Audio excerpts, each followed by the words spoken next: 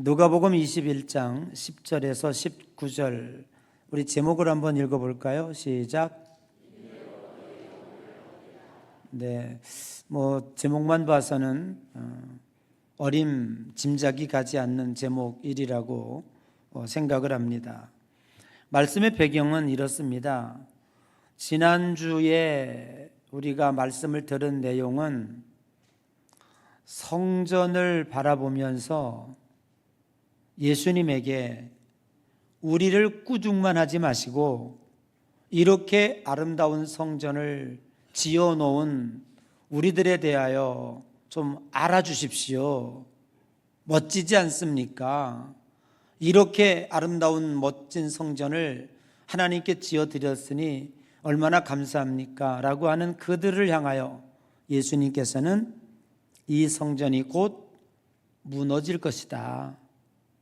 그리고 다른 마태복음에 보면 내가 이 성전을 무너뜨리고 3일 만에 짓겠다라고 하는, 그리고 앞으로 다가올 예루살렘 멸망과 또 성전 파괴에 대한 것을 예수님이 말씀을 하셨죠. 그 말씀의 연장선상으로 이제 오늘 너희들 앞에 일어날 일들이 무엇인지, 종말의 징조가 지금부터 나타날 것이라고 하는 것을 말씀하고 있습니다. 민족이 민족을, 그리고 큰 지진이 일어날 것이고 기근과 전염병과 박해가 이어질 것이다. 그리고 부모, 형제, 너희 자녀들이 서로를 고발하고 그리고 박해의 자리에 넘겨줄 것이다 라고 하는 것들에 대하여 예수님께서 이제 말씀을 하고 계셨습니다. 그 이야기를 듣고 있던 제자들은 무슨 생각이 들었을까? 그리고 예수님께서 그 말씀을 하시면서 하시는 말씀의 그 내용과 초점이 무엇일까 하는 것에 대해서 오늘 우리 깊이 함께 생각해 보려고 합니다. 과연 지금 우리는 어디로 가고 있는 것일까? 과학과 문명, 그리고 평화를 통해 지상 낙원을 꿈꾸어 오고 있지만 오늘 예수님께서는 그 꿈의 끝이 전쟁과 기근과 지진과 박해라고 하는 그 무서운 징조들이 앞으로 우리들에게 다가올 것이라고 하는 것을 말씀하고 있는 것입니다. 오늘 이 혼란한 시대에 우리 믿음의 백성들은 어떤 마음 자세를 가지고 그리고 무엇을 붙잡고 살아가야 할 것인지, 한마디로 말하면 인내입니다. 인내로 너희 영혼을 얻으리라. 이것이 우리 신앙인들이 말세 지마를 사는 말씀의 지표라고 하는 것을 분명히 주님은 우리들에게 말씀하고 있는 것입니다. 저는 첫 번째로 이런 것을 생각해 보려고 해요. 지상 낙원을 향해 지상 낙원을 꿈꾸어 가는 인간들이 과연 그 꿈을 이룰 수 있을까라고 하는 것이지요. 오늘 21장 10절에서 11절에 보니까 민족이 민족을, 나라가 나라를 대적하여 일어나겠고 큰 지진과 기근과 전염병이 있겠고 무서운 일과 하늘로부터의 큰 징조들이 있으리라고 예언하고 있습니다. 인간들은 에덴 동산을 떠난 이후부터 늘 지상 낙원을 꿈꾸었습니다. 그 첫 번째 사건이 바로 바벨탑 사건이었습니다. 하늘 끝까지 탑을 쌓아 혹 하나님이 다시 물로 심판한다고 할지라도 인류의 멸망을 면해버리라. 그리고 저 하늘나라에 하나님이 계신 곳에 우리도 올라가 닿아보자 라고 하는 인간들의 교만이었습니다. 하나님은 그 바벨탑을 일시에 무너뜨렸습니다. 아무것도 이루지 못하였습니다. 오늘 이 바벨탑의 시도는 인류 문명을 가지고 하나님께 그 권위에 도전해 보려고 하는 끝없는 시도들이 지금도 이어지고 있습니다. 현대 문명과 과학과 경제, 기술, 이런 것들이 인간의 평화를 만들어낼 수 있다고 주장하고 있습니다. 그러나 예수님은 분명히 말씀하십니다. 종말에는 무서운 일들이 있을 것이다. 전쟁과 자연재해와 전염병은 인류가 피할 수 없는 무서운 재난들이 될 것이라고 말씀하고 있는 것입니다. 여기서 얻는 교훈은 무엇일까요? 사랑하는 성도 여러분, 우리는 이 땅에 결코 소망을 둘 수가 없습니다. 역사는 인간이 바라는 이상향으로 결코 끝나지 않습니다. 하나님의 심판과 완전한 천국의 회복만이 하나님이 계획하시는 당신의 뜻이라고 하는 것입니다. 인본주의, 즉 휴머니즘은 인간의 이성과 가치, 존엄성, 그리고 그 자율성을 가장 높은 기준으로 여기고 있습니다. 겉보기에는 그럴듯하지요. 매우 긍정적 사상으로 보이지만 인본주의는 신본주의, 즉 하나님 중심의 세계관과 정면으로 충돌하고 있습니다. 그 결과 인본주의가 가져올 4가지 재앙이 있습니다. 그 첫 번째 재앙은 영적 재앙입니다. 진리에서 떠나 거짓된 종교와 철학에 빠지게 되고 하나님을 경외하지 않으므로 죄를 죄로 여기지 않게 되고 곧 양심이 마비되어 죄악을 합리화하고 회개를 팽개치는 결과를 가져오게 된다는 것입니다. 인본주의는 도덕적 붕괴를 가져오게 됩니다. 인간을 그 중심에 두니 선악의 기준이 흔들리게 되는 것입니다. 인간이 그 중심에 있으니 그 어떤 것도 가치의 기준을 삼을 수가 없게 된다고 하는 것이지요. 결국 낙태, 동성애, 성윤리의 붕괴, 가정해체로 이어지는 극단적 이기주의의 현상들이 말세지 말에 더욱더 극심하게 나타날 것이라고 하는 것입니다. 오늘 이 극단적 이기주의는 결국 국가적 사회 재앙으로 이어질 수밖에 없다고 하는 것입니다. 지금도 인간의 이기주의와 극단적 욕망이 전 세계의 국지적 전쟁을 무참하게 아직도 계속되어지고 있다고 하는 것입니다. 권력과 이익을 위한 인간의 탐욕이 극대화될 수밖에 없습니다. 지금은 몇백 명, 몇천 명, 몇십만 명의 사상자로 우리들의 가슴을 아프게 하지만 결국 인간의 탐욕과 극단적 이기주의는 3차 대전을 불러 일으킬 것이고 성경이 예언한 대로 인류의 3분의 1이 그 3차 대전을 통해서 생명을 잃을 수밖에 없다고 하는 어두운 현실입니다. 이러한 것들은 결국 하나님의 심판을 맞이하게 될 것이고 그 하나님의 심판만이 새하늘과 새 땅을 열어갈 수 있을 것입니다. 오늘 본문은 전쟁과 기근, 지진과 박해 등이 인류의 종말의 징조가 된다고 하는 것을 예수님은 우리들에게 증언하고 있는 것입니다. 그런데 문제는 그 말씀을 듣고 있는 제자들의 마음입니다.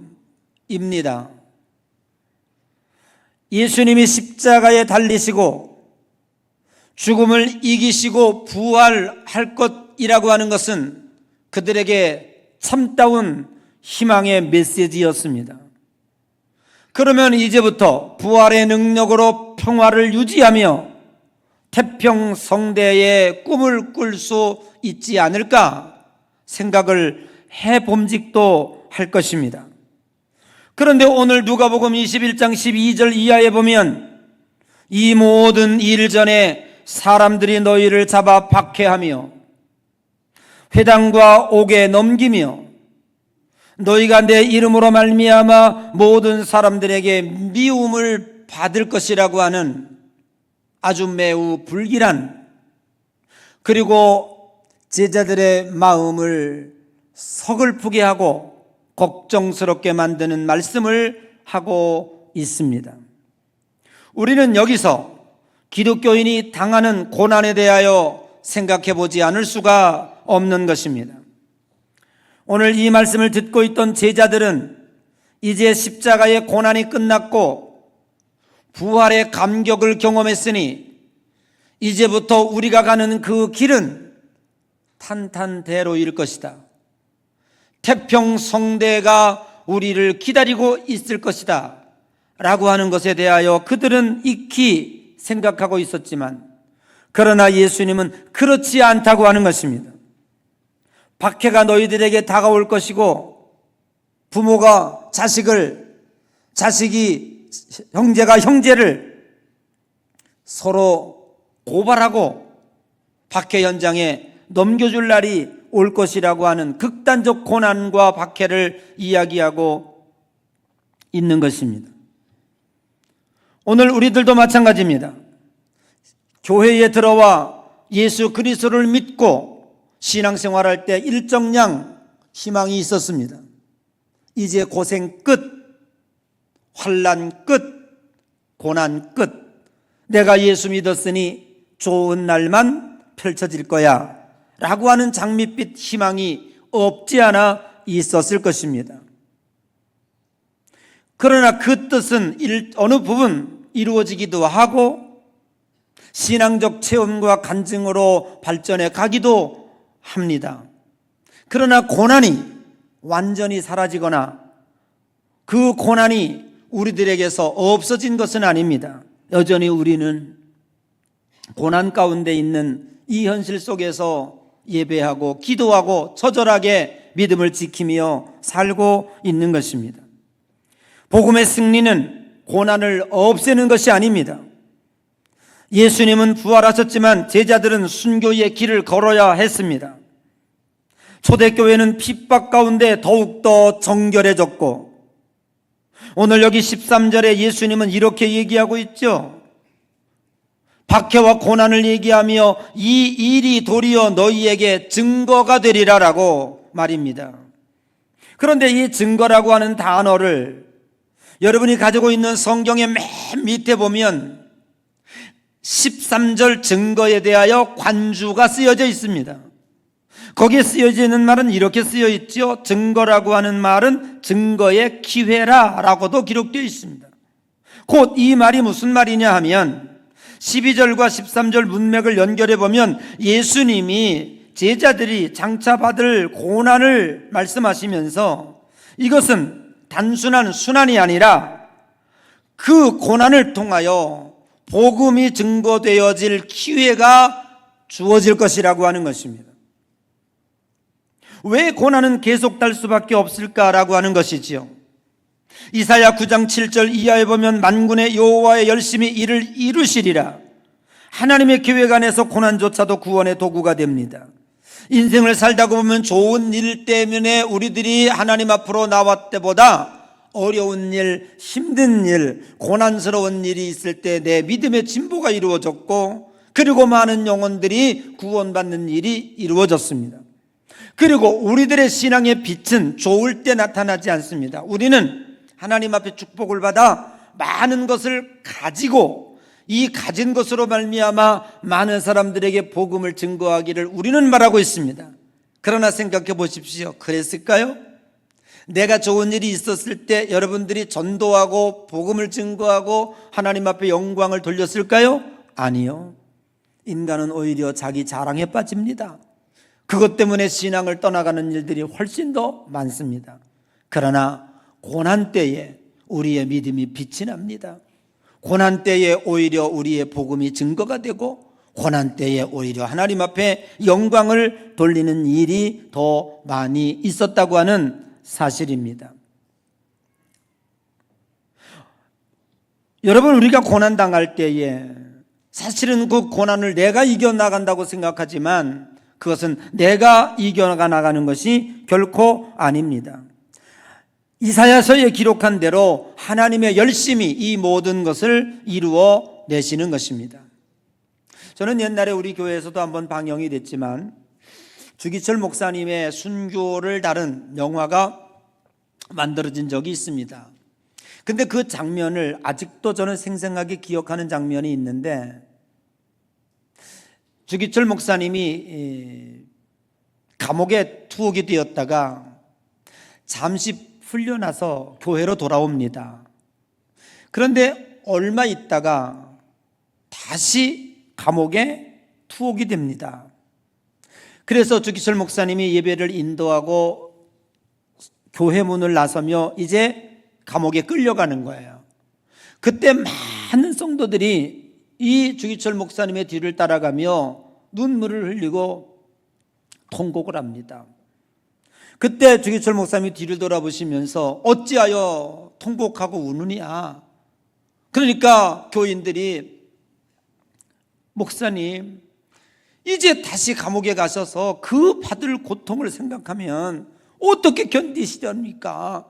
그거를 생각하면 우리들이 목사님을 위해서 울지 않을 수 없습니다 라고 하는 내용이에요. 그때 주기철 목사님이 아주 유명한 말씀을 하십니다. 여러분, 내가 저 감옥에서 모진 고통과 핍박과 박해를 받고 고문을 받는데 내 힘과 내 능력으로 견디어냈다고 생각하십니까? 그렇지 않습니다. 지금까지 견디어 온 것도 하나님이 견디게 해주셨고, 혹시 내가 다시 감옥에 들어가서 이보다 더 처절한 고통을 당한다고 할지라도 그때 하나님이 나를 견딜 수 있도록 힘을 주실 것입니다. 여러분, 걱정하지 마십시오. 교회 잘 지키고 믿음 생활 잘 하십시오. 이것이 주기철 목사님이 다시 2차 감옥에 투옥되기 전에 성도들에게 뒤돌아보며 하신 말씀이었다고 하는 거죠. 나는 끝까지 예수를 믿겠습니다. 나는 나를 죽이면 나는 천국 갑니다. 그러나 나는 성도들을 생각하면 오히려 가슴이 찢어집니다라고 하는 것이 그 목사님의 일성이었습니다. 여러분, 고난 속에서도 하나님이 일하실 것을 믿는 믿음, 이 믿음이 신자들의 정체성입니다. 고난은 전도의 장이 됩니다. 사도행전 24장에서 26절에 보면 사도 바울이 로마 감옥에 갇히기 위하여 이제 총독 앞에서, 왕 앞에서 시문을 받습니다. 만약에 그가 그 고난과 고통과 박해가 없었다면 어떻게 로마 왕 앞에 복음을 증거할 수 있는, 복음을 변명할 수 있는 기회가 있었을까요? 그 앞에 섬으로 인하여 급속도로 로마의 복음이 확장되어질 수 있었다고 하는 것이 선교학자들의 평가입니다. 증거는 말이 아니라 삶으로 보여주는 것입니다. 그리스도인들의 고난은 우리의 삶을 보여주기 위한 절호의 기회임을 믿으시기 바랍니다. 증거라고 하는 말은 헬라어로 마르티리온이라고 하는 말인데, 이 마르티리온이라는 말은 삶 전체를 통한 증거입니다. 심지어 죽음까지 불사하는 증언이 바로 마르티리온입니다. 이러한 고난과 환난, 그건 하나님의 주권 아래 있다고 하는 것이지요. 예수님은 제자들에게 다가올 고난이 뜻밖의 당하는 불행이 아니라 하나님이 사용하시는 복음의 도구라고 하는 것입니다. 그래서 14절에 너희들이 무엇을 말할지, 어떻게 변명할지에 대하여 궁리하지 말라고, 구변과 지혜도 하나님이 주실 것이라고 15절에 분명히 말씀하고 있습니다. 그러므로 너희는, 누가복음 21장 18절 19절에 주님은 뭐라고 말씀하고 있습니까? 너희 머리털 하나도 상하지 않게 하리라. 너희는 인내로 너희 영혼을 얻으리라. 아멘. 참 말씀이 모순처럼 보입니다. 앞에서는 잡히고 넘겨지고 죽임을 당할 것이라 하시고, 또 이제는 너희들 머리털 끝 하나도 상하지 않게 하겠다고 하십니다. 그러면 차라리 잡히지 않게 하시면 되지 않습니까? 죽임에 넘겨지지 않으면 되지 않게 하시면 되지 않습니까? 그러나 그렇지 않습니다. 우리의 복음의 여정 가운데 우리의 고난이 오히려 복음의 증거의 기회가 되고, 심지어 나의 순교까지도 하나님의 복음이 편만케 되어지는 아름다운 도구가 될 수 있다고 하는 것입니다. 그러나 오늘 하나님께서 약속하시는 말씀은 무엇입니까? 내가 지키겠다고 하는 것입니다. 너희들이 그 순교를 이루어내는 것이 아니라 내가 힘 주어서 네가 순교할 수 있는 것이라고요. 고난과 어려움과 박해 가운데서도 너의 능력과 힘이 뛰어나서 여기까지 지킨 것이 아니라 내가 힘 주고 능력 주어서 이길 수 있게 하신다고요. 우리 한번 과거를 돌아보십시다. 여러분, 지금까지 믿음을 지키는 동안에 환난과 고난과 어려움이 왜 없었겠습니까? 지나놓고 보면, 내가 어떻게 저 고난을 이겨나갈 수 있었을까? 그 어려움과 고난 가운데 믿음을 지키고 오늘 예배의 자리에 주인공이 될 수 있었을까 생각해 보면, 의지박약하고 쉽게 포기하고 쉽게 넘어지는 나약한 내가 그 믿음을 지켜 오늘 승리자의 모습으로 예배할 수 있었던 나는 내가 한 것이 아니라 그때마다 하나님이 힘 주셨구나, 이길 수 있게 하셨구나, 하나님의 오직 은혜였습니다. 하나님의 성령님이 나를 돕지 않았다면 그 박해의 자리, 고난의 자리, 힘든 가난과 질병의 자리에서 어떻게 내가 믿음을 지킬 수 있었겠습니까? 바로 주님은 그거를 말씀하고 있는 것입니다. 우리의 육체는 해를 입을 수 있어도 영혼은 하나님의 손에 있다는 말씀입니다. 참된 생명, 영혼의 구원은 인내로 얻어지는 것입니다. 인내라고 하는 것은 그냥 참아내는 것이 아닙니다. 하나님께 의지하며 당신의 능력과 힘으로 우리는 앞으로 신앙을 향하여 전진해내는 힘입니다. 인내는 내 힘으로 이루어지는 것이 아니라 하나님의 능력 안에서 이루어짐을 분명하게 믿어야 할 것입니다. 오늘 순교자들의 고백은 인간의 강인함이 순교로 나아간 것이 아니라 하나님의 은혜로 순교할 수 있었다고 하는 것입니다. 그래서 사도 바울은 이렇게 고백하고 있습니다. 우리가 환난 중에도 즐거워하나니 인내는 연단은 소망을 이루는 줄 알미라고 말입니다. 사랑하는 성도 여러분, 우리는 불안한 시대에 살아가고 있습니다. 전쟁과 경제 위기, 질병, 정치적 혼란, 그러나 예수님은 그 가운데서 우리들에게 말씀하고 있습니다. 너희는 인내로 너희 영혼을 얻으리라. 믿음의 여정은 결코 쉬운 일이 아니지만 그 길 끝에는 하나님이 계십니다. 머리털 하나라도 상하지 않게 하시는 하나님의 주권적인 힘과 능력이 오늘 저와 여러분과 함께 하시는 줄로 믿습니다. 현실에서 흔들리지 말고 오직 하나님의 나라를 바라보십시오. 세상은 흔들려도 하나님의 나라는 결코 흔들리지 않습니다. 고난 가운데서도 하나님의 열심을 신뢰하십시오. 한 번 선택한 우리들을 하나님은 결코 버리지 않습니다. 고난 중에서 이겨낼 수 있는 힘과 능력도 내 능력과 내 의지가 아니고 하나님의 성령이 우리들에게 이겨낼 수 있는 힘과 능력을 주십니다. 장차 종말의 징조로 우리들에게 어떤 것들이, 어떠한 징조들이 나타날지는 잘 모릅니다. 지금보다 훨씬 더 무서운 일들이 일어날 수도 있을 것이고 3차 대전이 일어날 수도 있을 것이고 적그리스도가 나타나여 총과 활을 들이대고 우리들의 믿음을 위협할 수도 있을 것입니다. 그러나 두려워하지 마십시오.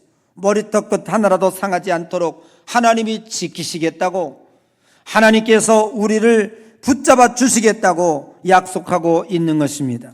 이 믿음을, 이 말씀을 붙잡는 것이 우리의 인내요, 우리의 신앙인 것입니다.